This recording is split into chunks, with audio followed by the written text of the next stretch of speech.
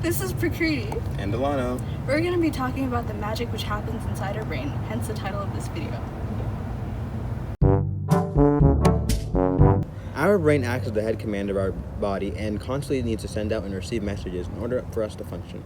Neurons act as the foundation of our nervous system and transport messages throughout the body. You may ask, what are neurons and how they relate to chemistry? Well, neurons, also known as nerve cells, are cells that are located in the brain which specialize in sending and receiving chemical signals to and from other cells throughout the rest of the body. This is what a neuron looks like. The dendrites receive information, the axon transports information, and the axon terminals send their information to the dendrite of another cell.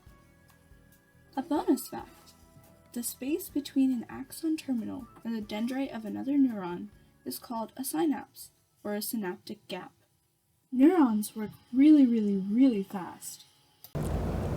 Hey Adam, something on your shirt. It was paid! The neurons in his brain send signals to his stomach telling him that he'd taken a direct hit, leading to him doubling down in pain almost instantaneously. You're a wimp! A neuron is located in the brain. Let's look at how a neuron works. Look at this diagram for reference. Neurons operate based on electrical responses known as action potentials. Essentially, whether or not a neuron fires depends on the polarizability of the neuron. This whole process was a result of billions of neurons all firing and sending electrical signals from the point of contact to the brain. This is due to what's known as an all-or-nothing response, initiated by the fluctuation in the electrochemical gradient.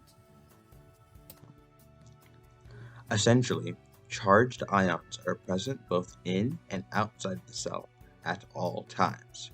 At rest, the relative number of positive sodium ions are greater outside of the cell compared to the relative number of positive sodium ions inside of the cell.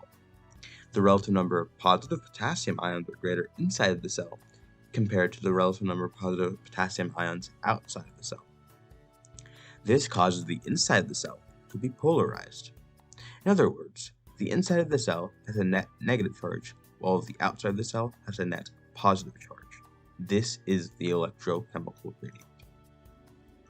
In order for a neuron to fire, the positive sodium ions must pass through selectively permeable ion channels along with their concentration gradient to create a large enough change in membrane potential to trigger a response. If the change in membrane potential is small, it is called a gradient potential. These can either be a negative or positive response. Once these occur, the membrane uses the sodium-potassium ion pump to actively transport sodium and potassium ions against their gradients to retain the membrane potential of the negative 70 millivolts. This is powered through ATP hydrolysis and is responsible for 20 to 40% of the brain's total energy use. At rest, the neuron is a total of negative 70 millivolts. Once the outside stimulus is large enough, the membrane potential reaches negative 55 millivolts or higher, the amount known as the absolute threshold. Sodium ion gates open up and allow positive sodium to rush through, depolarizing the neuron. Eventually, the neuron reaches a positive 30 millivolts.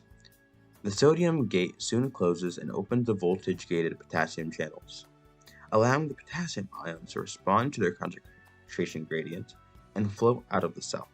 This repolarizes the inside of the cell. During repolarization, none of the sodium channels will respond to any stimulus. This period is known as the absolute refractory period.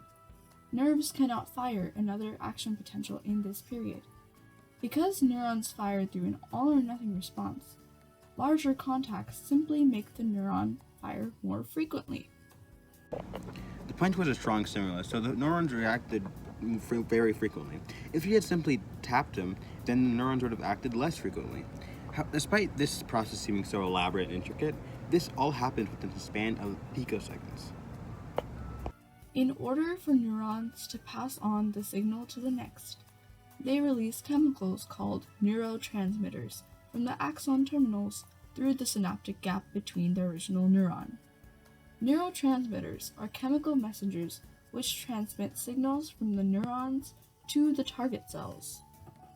Each neurotransmitter has its own unique properties that allow it to participate in a lock and key mechanism, neuroreceptors. By receiving a neurotransmitter, each receptor can elicit a different stimulus, allowing for a variety of responses. When the axon potential reaches these terminals, voltage-gated calcium ion channels will open and calcium will enter and act as messengers through interacting with the proteins, causing the neurotransmitters to release via exocytosis. Every neurotransmitter has its own unique properties, allowing for a myriad of messages to propagate throughout the brain. Neurotransmitters are the product behind the elation you feel when licking a refreshing and cold ice cream cone on a hot summer day. Depression, excitement, sleep, and much more are all caused because of neurotransmitters. There are many types of neurotransmitters. Let's look at the most common and well-known 6. The first is acetylcholine. The chemical formula is C7NH16O2+, with a formal charge of 1+. It can accept 2 H bonds and is highly polar. It has a molar mass of 146.21 grams per mole. The function of acetylcholine is to contract smooth muscles, dilate blood vessels, increase bodily functions, secretions, and slow heart rate. Fun fact, acetylcholine works as a part of the parasympathetic nervous system. This is dopamine. The chemical formula is C8H11NO2. It has a molar mass of 153.18 grams per mole. It's known as the pleasure molecule since it gives us feelings of pleasure.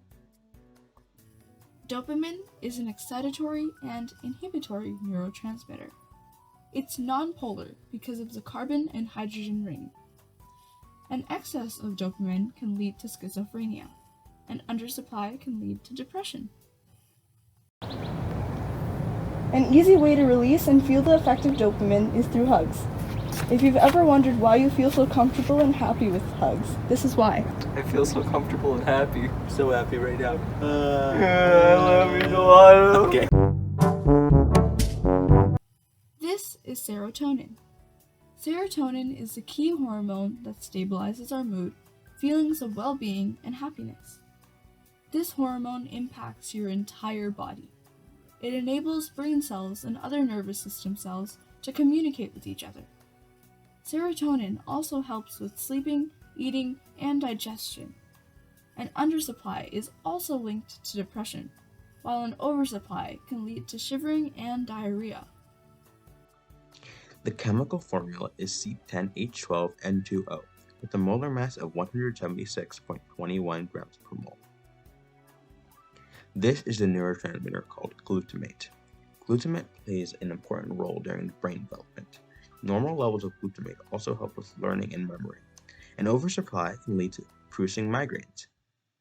Life sucks. Everything sucks, bro. My head exploded. Everything sucks.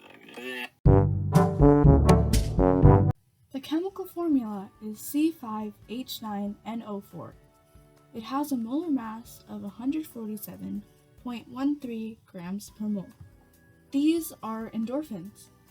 These neurotransmitters, like dopamine, also produce feelings of pleasure and alleviate pain. Dancing can trigger the release of endorphins.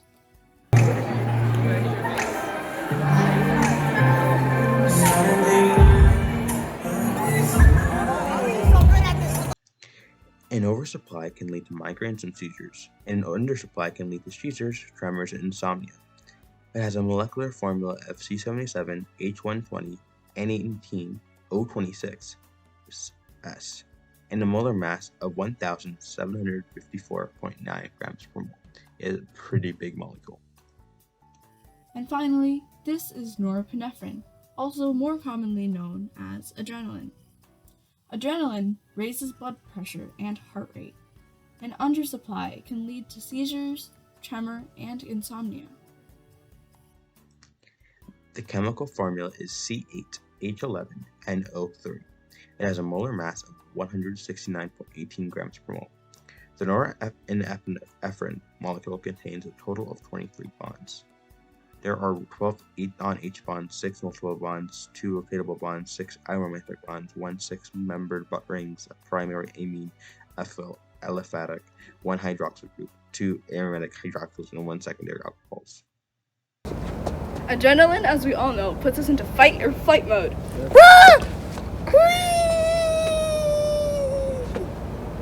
Let's do a demonstration with the audience.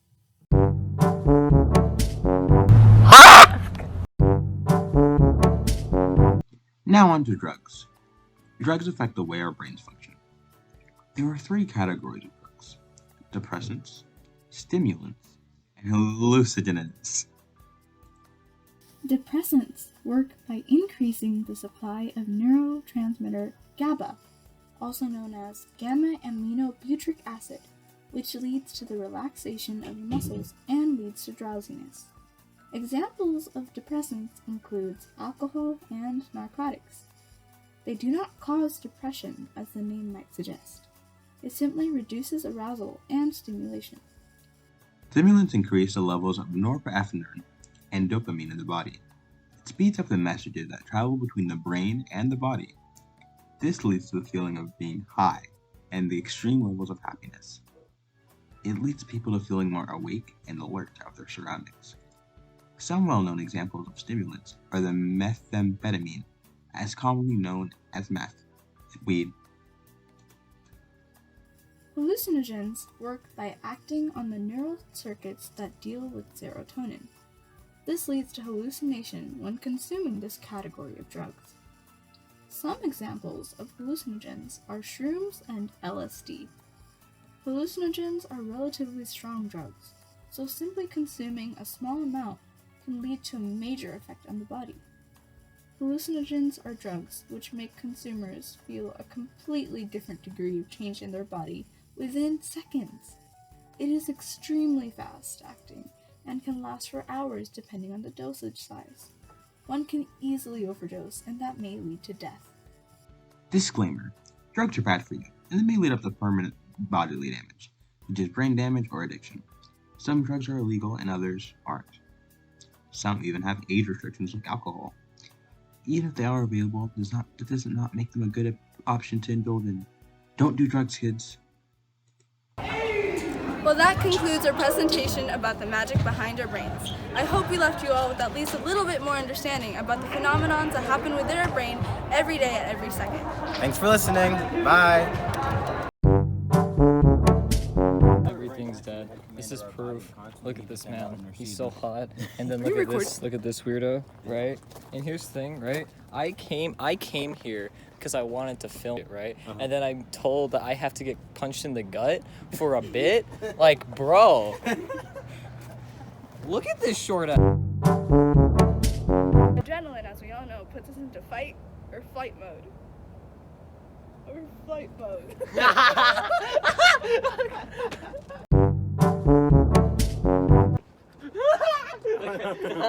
It's like hitting a shot, bro. Hey Adam, there's something on your shirt. It was pain. The neurons in his brain.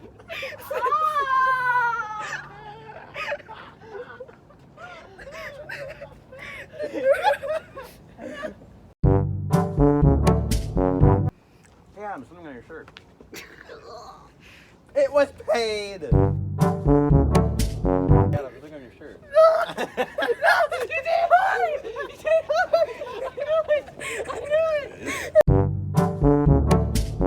This is Prakruti. And Delano. We're going to be talking about the magic which happens in our brain. Here,